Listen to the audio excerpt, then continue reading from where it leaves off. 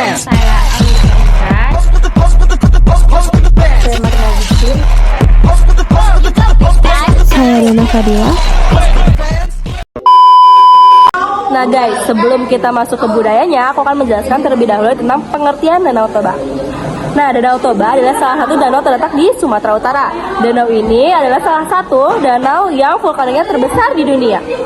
Nah, selain itu, danau ini terkenal dengan tradisi yang sangat kental, yaitu disebut dengan tradisi Batak Toba.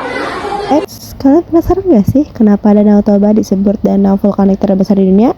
Kalau penasaran, kita lihat aja sejarahnya. Yuk! Sejarahnya berkaitan dengan salah satu letusan gunung berapi super atau biasa disebut super volcano terbesar yang pernah terjadi di bumi. Yang pertama itu letusan super volcano.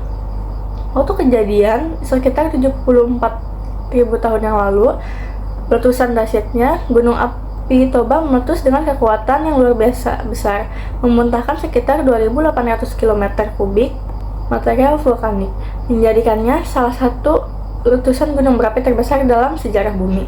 Dampak globalnya, letusan ini menciptakan musim dingin vulkanik selama beberapa tahun, menyebabkan penurunan suhu global hingga beberapa derajat. Mengerikan. Diperkirakan, letusan ini berdampak pada populasi manusia purba, menyusutkan jumlah manusia secara drastis. Yang kedua, pembentukan danau. Setelah letusan, kaldera besar terbentuk akibat runtuhnya gunung api. Kaldera ini kemudian terisi air membentuk Danau Toba. Di tengah Danau Toba muncul Pulau Samosir yang merupakan hasil aktivitas vulkanik lanjutan setelah letusan utama. Yang ketiga, asal-usul dan legenda. Dalam tradisi masyarakat Batak, Danau Toba juga memiliki legenda tersendiri. Menurut cerita rakyat, Danau Toba terbentuk dari air yang meluap akibat sumpah seorang pemuda bernama Toba terhadap istrinya yang ternyata jelmaan ikan.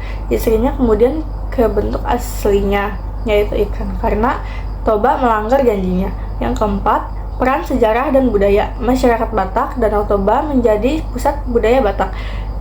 Dengan Pulau Samosir sebagai salah satu tempat pentingnya yang kaya akan tradisi, adat, dan sejarah.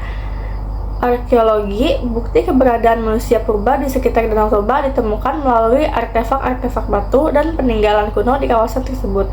Yang kelima, keindahan alam dan pariwisata. Danau Toba menjadi salah satu destinasi wisata unggulan di Indonesia, terkenal karena keindahan alamnya, air yang jernih, dan kekayaan budaya masyarakat Batak. Pemerintah Indonesia saat ini gencar mempromosikan Danau Toba sebagai salah satu dari 10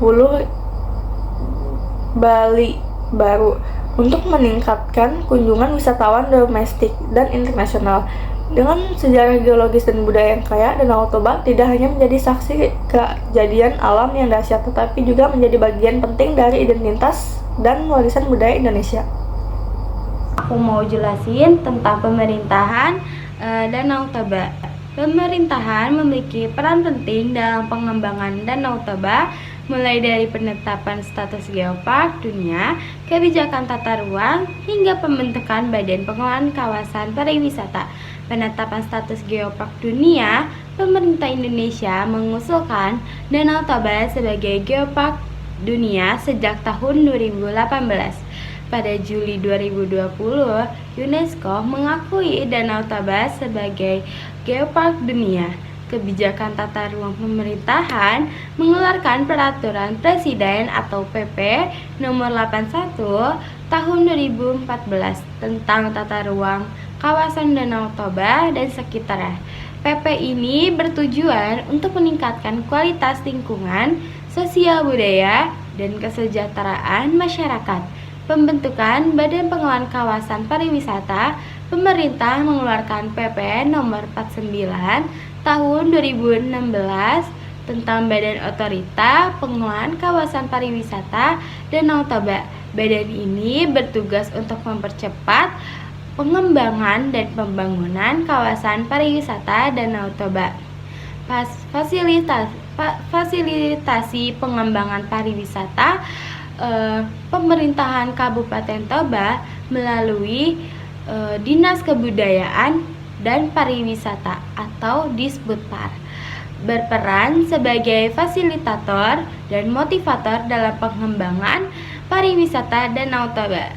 Pengembangan infrastruktur dan pemerintah telah menyalurkan anggaran untuk mengembangkan infrastruktur di kawasan Danau Toba seperti peningkatan akses Bandara Silangit.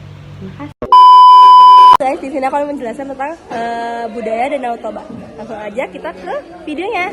Nah guys, yang pertama itu adalah mangulasi. Mangulasi sendiri yaitu adalah memberikan kain tenun khas Batak yang disebut ulos kepada kerabat yang kedudukannya lebih rendah. Nah guys, yang kedua yaitu adalah tradisi marhusit. Tradisi ini adalah meminang seorang perempuan untuk menjadikan keluarganya. Nah, yang ketiga yaitu adalah pangurusan. Pangurusan adalah tradisi yaitu melestarikan alam, menjaga alam, dan bersahabat dengan alam. Yang keempat adalah tradisi Horjabius. Tradisi ini yaitu adalah tradisi musyawarah yang untuk mencerminkan kebersamaan, kepercayaan, dan nilai-nilai positif terhadap masyarakat Batak.